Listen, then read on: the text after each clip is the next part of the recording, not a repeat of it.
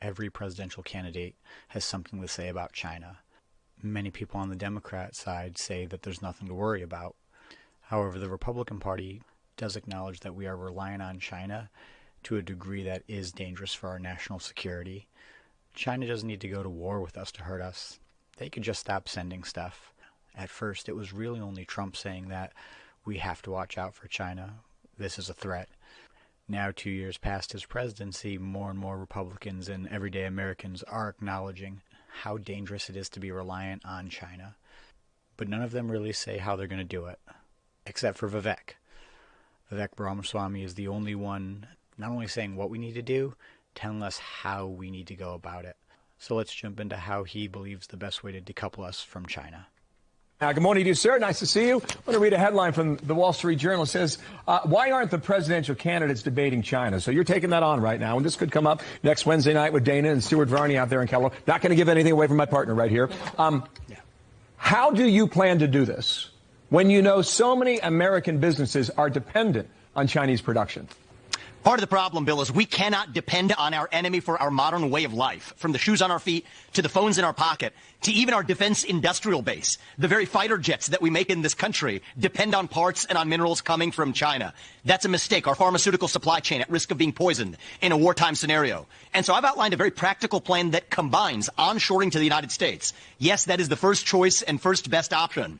But realistically, we're going to have to combine that with expanded relationships with the likes of Japan, South Korea, India, Australia, and other countries. And what I laid out in my speech was actually how practical that really is. And so historically in the GOP, we've had this debate between either ultra-free trade, including China, or being against trade only in favor of onshoring.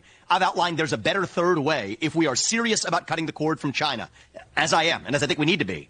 Then we need to also be prepared to at once onshore and expand those trade relationships. That's exactly how I'm going to lead as Commander-in-Chief. Couldn't agree more. It's not just about making sure that we're self-reliant and can produce the things we need. It's also about building additional relationships with other countries. Free market capitalism is about being self-sufficient enough to have so much extra that you can trade with other people to gain things that you would not normally have the time to create yourself. America needs to take this exact same philosophy, start making more here, and build relationships with more people for the things that we do want to import. Leaning on one nation makes us reliant on one nation. And for the cost of cheap goods, we have removed almost all of the manufacturing in America. Now, there's a lot of BS that we don't need to make here, and definitely let other countries do it, because if they stop shipping it in, we would just have less entertainment. Our happiness would still be just fine.